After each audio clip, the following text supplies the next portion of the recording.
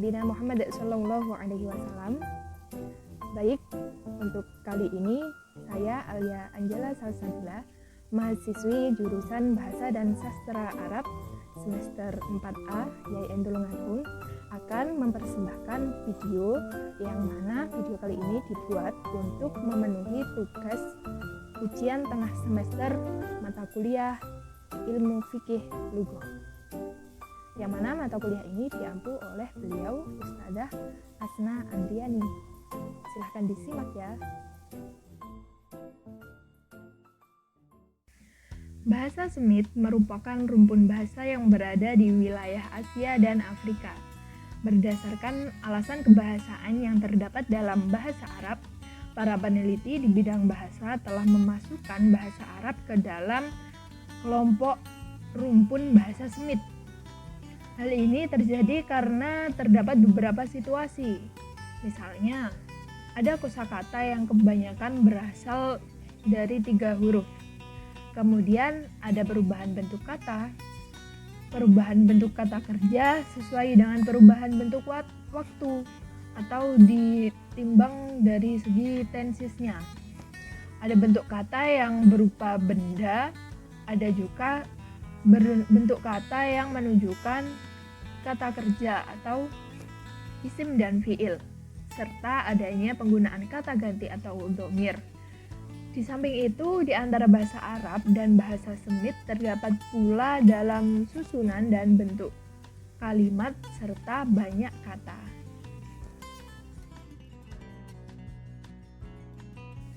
Bahasa Arab memiliki karakteristik yang unik dan universal.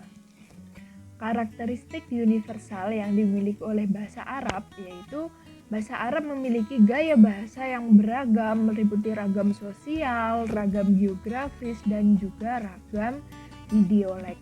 Kemudian bahasa Arab dapat diekspresikan secara lisan dan tulisan. Bahasa Arab juga memiliki sistem aturan dan perangkat yang khas, antara lain bahasa Arab itu sistematik, sistemis, dan komplit. Kemudian untuk karakteristik unik dari bahasa Arab sendiri, bahasa Arab memiliki sifat yang arbitrar dan simbolis. Arbitrase tersebut berarti yang mana bahasa Arab itu bersifat mana suka, artinya tidak ada hubungan rasional antara lambang lisan dengan acuannya. Kemudian bahasa Arab juga berkembang produktif dan kreatif. Hal ini terjadi karena perkembangan bahasa selalu mengikuti perkembangan peradaban manusia, sehingga muncul kata dan istilah-istilah bahasa baru yang digunakan untuk mengkomunikasikan ilmu pengetahuan dan teknologi yang terus berkembang. Kemudian yang terakhir, bahasa Arab merupakan fenomena individu dan fenomena sosial. Sebagai fenomena individu, bahasa Arab merupakan ciri khas kemanusiaan. Adapun sebagai fenomena sosial, bahasa merupakan konvensi suatu pemilik atau pemilik bahasa tersebut.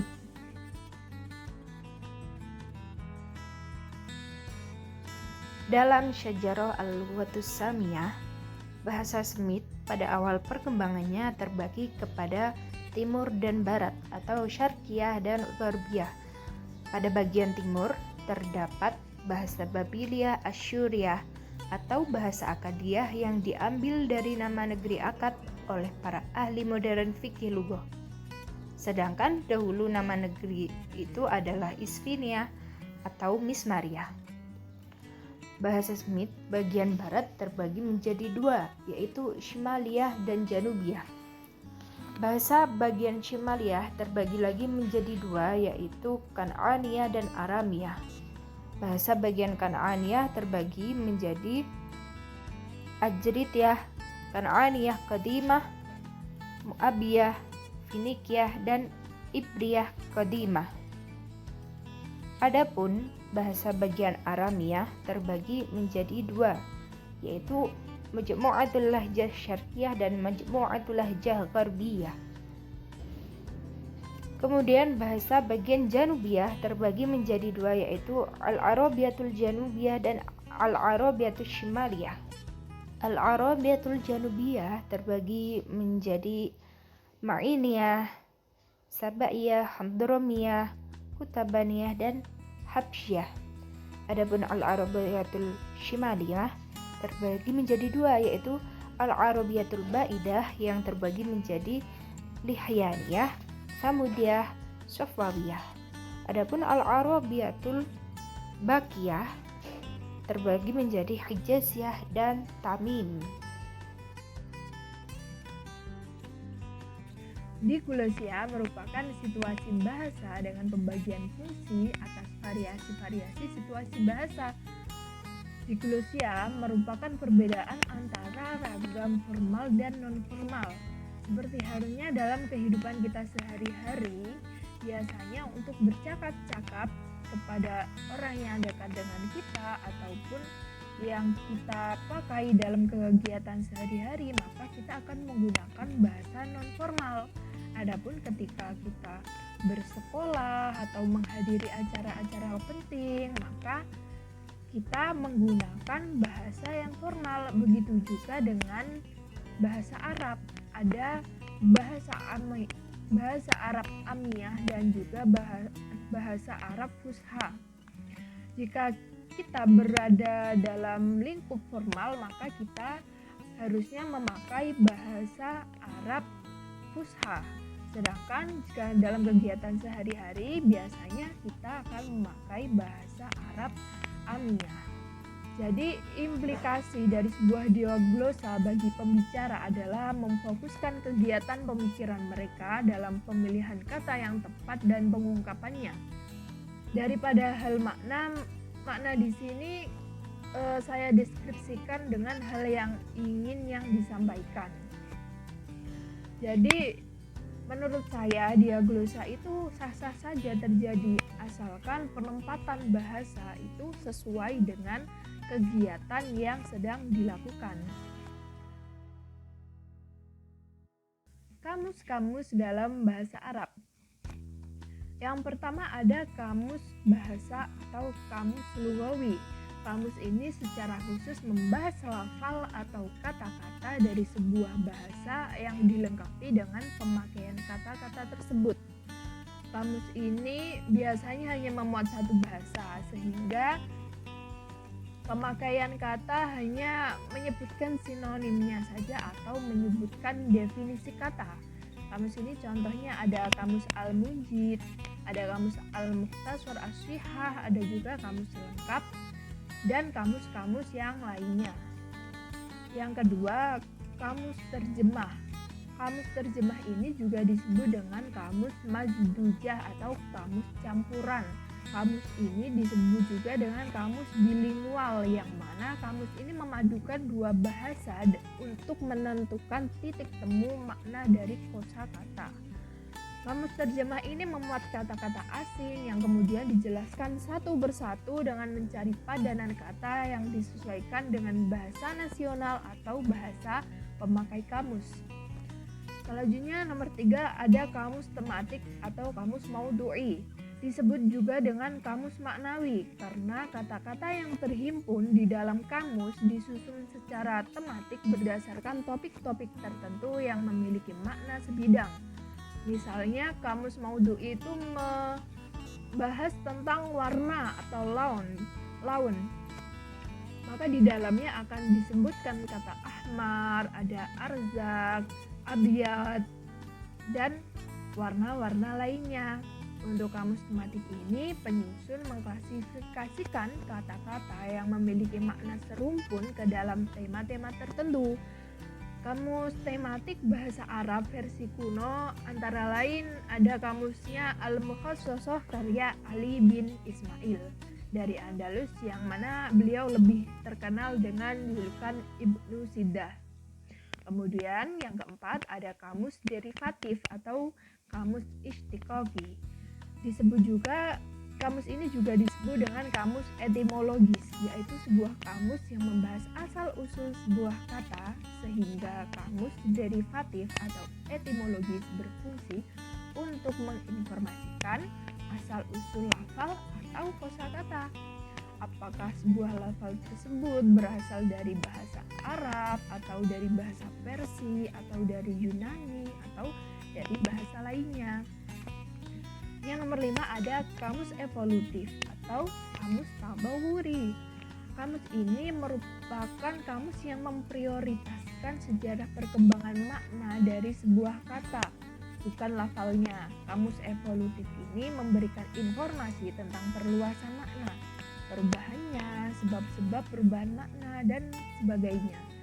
Misalnya, perkembangan makna dari kata adab dan kata sufi sejak masa jahiliyah hingga masa kini. Kemudian nomor 6 ada kamus spesialis atau kamus takhasusi. Kamus ini merupakan kamus yang hanya menghimpun kata-kata yang ada dalam suatu bidang atau disiplin ilmu tertentu. Ada kamus kedokteran, ada kamus pertanian, ada kamus musik, dan kamus-kamus yang lainnya. Contoh dari kamus spesialis ini ada kamus At-Tazkirah yang ditulis oleh Dawud. Kemudian ada kamus ini memuat kata-kata yang khusus berhubungan dengan nama-nama tumbuhan dan juga nama-nama serangga. Yang ketujuh ada kamus informatif. Kamus Dairah Ma'lamah yaitu kamus yang merupakan segala hal yang termasuk sejarah pengguna bahasa dan tokoh-tokohnya dan sebagainya. Kamus informatif ini lebih dikenal dengan ensiklopedia yang menjelaskan sebuah kata, tidak hanya sekedar membahas makna dan derivasi dari sebuah kata, tapi juga mencakup segala informasi lain di luar makna leksikon seperti sejarah, biografi, peta, kronologi perang, dan sebagainya. Dairah Al-Ma'arif atau ensiklopedia yang berbahasa Arab hingga kini masih populer, di antaranya ada ensiklopedia karya Bitrisi Al-Bustani dan juga ada ensiklopedia karya Afram Al-Bustani. Ada juga yang nomor 8, kamus visual. Kamus visual ini kamus yang menjelaskan makna kata, lebih menonjolkan gambar dari kata yang dimaksud daripada sebuah istilah yang definitif. Jadi di kamusnya tersebut ada gambarnya, lebih menjelaskan gambarnya daripada kata. Yang 9 ada kamus buku atau Mu'jam Alkitab, yaitu kamus yang khusus dibuat untuk memahami makna dari kosakata yang termuat dalam sebuah buku. Umumnya Mu'jam Alkitab ini merupakan berada di buku-buku teks pelajaran karena memang kamus ini berfungsi sebagai buku pembantu atau kitab musa'id bagi siswa, terutama guru, untuk memahami kosakata yang sulit yang berada dalam buku atau bahan ajar. Kemudian yang ke-10 ada kamus digital. Kamus digital ini merupakan kamus yang berbentuk perangkat lunak komputer atau software yang memuat program terjemah atau kamus bahasa yang dijalankan melalui media elektronik seperti komputer, ada handphone atau PDF dan perangkat lainnya. Kelebihan kamus digital ini terletak pada muatan entry atau kosakata yang jumlahnya tak terbatas. Beberapa software kamus bahasa Arab yang telah populer di antara lain ada Al-Maurid Al-Quraib, ada kamus Mufid 1.0, ada kamus Golden Al-Wafi Arabic Translator. Dan yang terakhir yaitu ada kamus online. Kamus online itu merupakan kamus yang bisa diakses melalui internet. Nah, para netter atau pengguna internet biasanya sering memanfaatkan jasa terjemah kamus online pada saat browsing ke situs-situs di internet.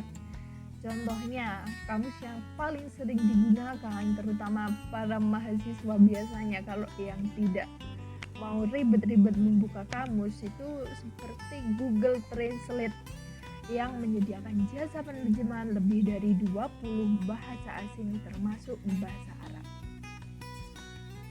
Sekian dari video saya kali ini, semoga bermanfaat. Apabila ada kurangnya, saya mohon maaf. Jangan lupa like, comment, share, and subscribe. Assalamualaikum warahmatullahi wabarakatuh.